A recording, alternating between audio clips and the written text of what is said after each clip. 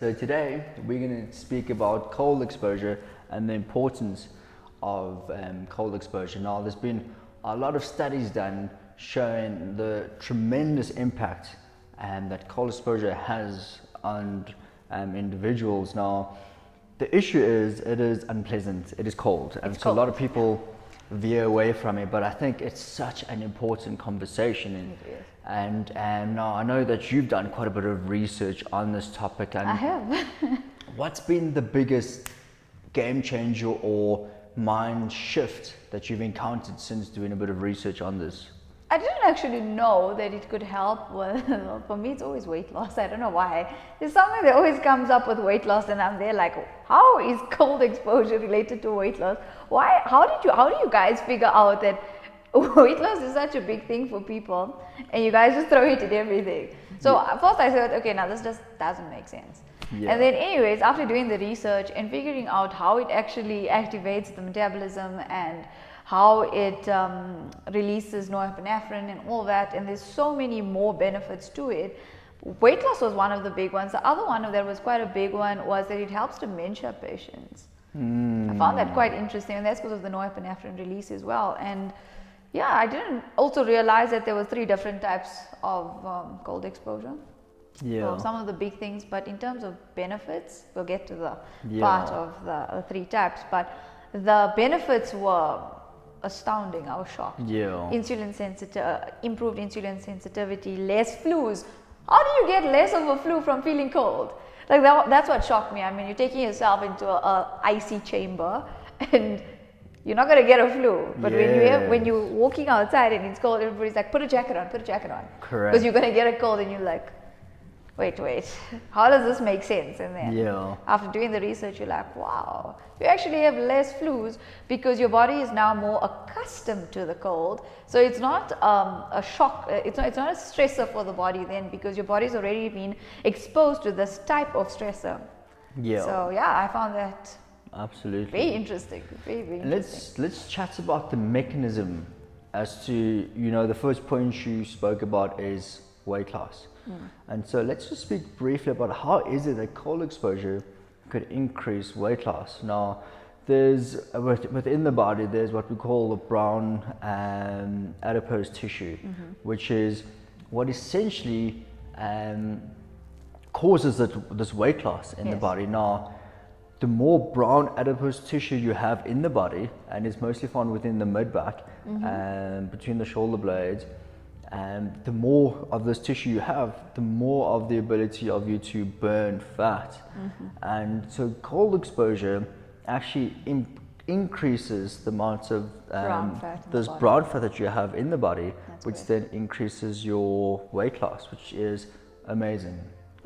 And they thought that brown fat was only found in newborns before, but recent research is showing that I'm not going to laugh this time. Recent research is showing that it's actually, like you're saying, present in adults as well. And by exposing yourself to these type of cold methodologies, it increases that brown fat oxidation within the body. Yes. And you also mentioned flu and colds and the fact that it decreases your ability to get these sort of ailments. Now, hormesis is a term used, and hormesis is actually scientifically is shown to describe the phenomenon of exposing yourself to a stressor, which actually causes a favorable response in the body, which actually benefits the body. Now, there was actually a philosopher by the name of Hormesis, and Hormesis said that a little bit of bad does the body a lot of good, but a little bit of bad. And so this small exposure to stresses is what actually causes the body to adapt in a positive way. Now, let's relate it to flus and colds and the immune system, because I think this is so important.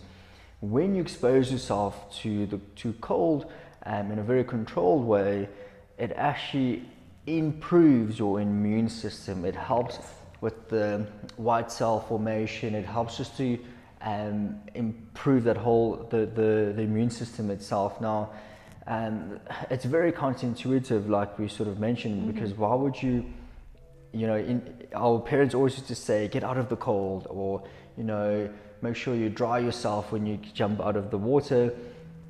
There's a bit of truth to that, but the bigger truth is, the exposure of it is actually more beneficial if it's controlled. Correct.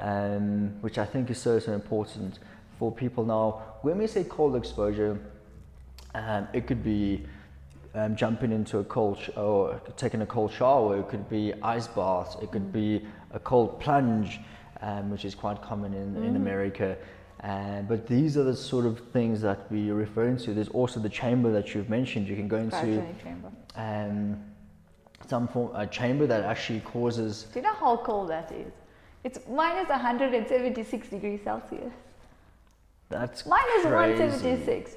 But like you say, in that controlled environment, so they obviously, to eliminate cold injuries, they give you the protective garments for your extremities and whatever else, and they don't put you in minus 176 degrees for an hour. Yeah. You're literally in there for 2 minutes and you're out. So it's not like you're going to freeze when you. Exactly, and that again speaks about that controlled, short exposure of the stressor, and I think that's so important.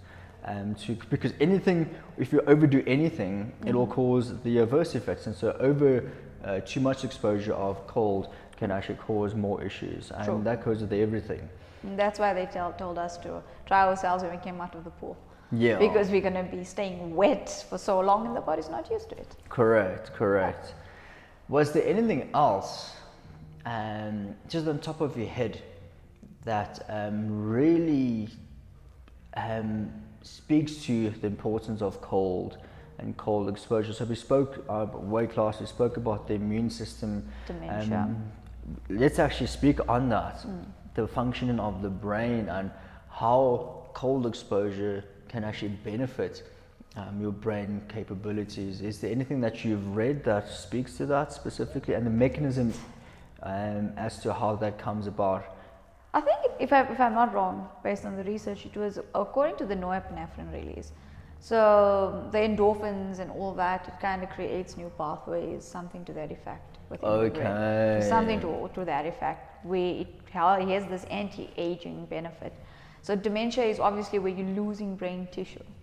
And because the cold exposure, it's a stressor for the body and it's creating a stress response, it's actually activating that pathway of the body, and in turn, because it's a short period, your body's already, when it's going through the dementia phases, it's also a stressor to the body. So it kind of slows it down and actually somehow improves cognitive function in people with dementia. Correct. And they said that for like obviously older people, we're not going to tell them go and jump in an ice bath. Yeah. I mean, they have arthritis most of the time and they're going to get cold. Yeah. They'll be very upset with us for saying, please go and jump in an icy bath. But they say that, try at the end of your shower, just switch the water over to cold. And it may not seem like a big change, but the fact that you're stressing the body in that way, it actually has beneficial effects on the body. Yeah. And that's the thing, is that you don't have to start jumping going to the cryogenic chamber in minus 176 degrees. That sounds a bit freezy. But rather start with a cold shower, not fully, but just after your shower, switch it over to cold, little, and then back out. Yeah. You don't really feel it, and then every day adding on a few more seconds, and your body eventually adjusts. You'll get to a point where maybe you'll be able to do an ice bath, take a dip in icy water. I mean, maybe for people in Cape Town, they can try it out there, since it's always cold there. Yeah. Durban people now, but Cape Town people, they could probably try it. Take a dip in the ocean in the morning. Yeah.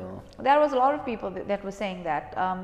This was also found a lot in cold water swimmers. So I think it was a study, if I'm not wrong, where they injected the cold water swimmers, the two types. So the ones that did cold water swimming and the ones that didn't. And the ones that actually did cold water swimming, they injected them with, I don't know, some virus, I think the influenza virus, if I'm not wrong, or they exposed them to it or something to that effect. And they actually tolerated the symptoms way better and recovered way easier than the people who didn't, showing that your body's already used to getting sick. or like being stressed out. Because what does a virus do? It stresses the immune system. Cold does the exact same thing, but in a brief period. Because your body's already adapted to this type of stress, it doesn't really affect you as bad. Yeah. And that's the mechanisms basically behind the cold exposure, in easy words. Absolutely. There was a whole lot of things about proteins and the cold shock response, and I was like, sure, there's a lot of things, but if we tell everyone, they're just going to be very confused about what we say. But I think that's so important because, you know, like dementia,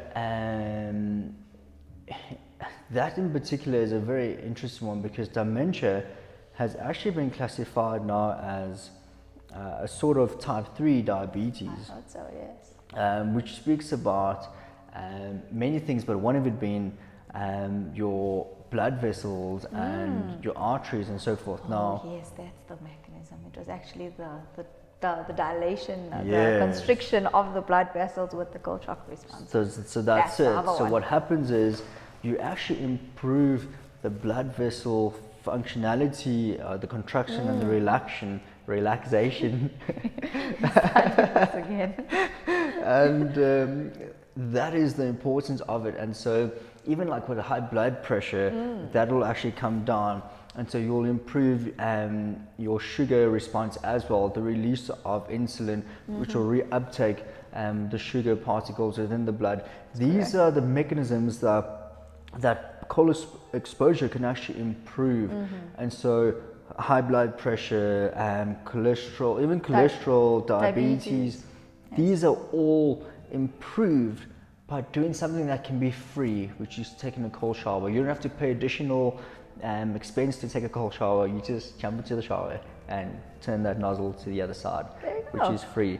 Now, well, pay for water, but free nonetheless. And now, when it comes to bodybuilders, this is not a new trend. Oh yes. With bodybuilders, exposure to the cold has been done for years. When I started gymming, everyone used to tell me take cold showers because it increases your testosterone quite dramatically. And they related it to the Spartans back in the day, and they've said they've done research and they've shown that the Spartans were so strong and physically well developed because of cold, or one of it being cold, not showers, but just cold exposure to the water. So there's also a anabolic response to taking cold showers based on the release of testosterone. Correct. So the more testosterone you release and the more you exercise, the bigger the muscles just have the ability to grow a lot more better based on the testosterone levels. But the other thing that I found in the research when it comes to cold exposure, it's really good for endurance athletes rather than for resistance people, for those that are doing resistance type of training, because it actually has the opposite effect in resistance trainers.